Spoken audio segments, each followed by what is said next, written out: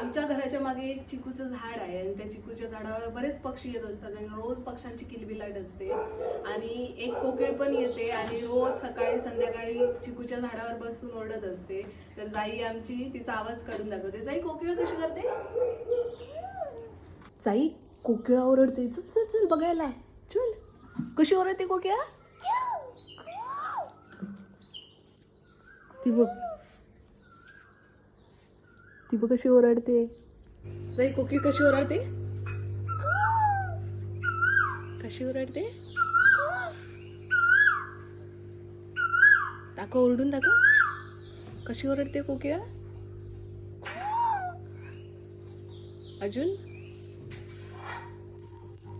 अजून दाखव. ही बघा कोकिळा जी आमच्या घराच्या इथे येऊन रोज ओरडत बसते.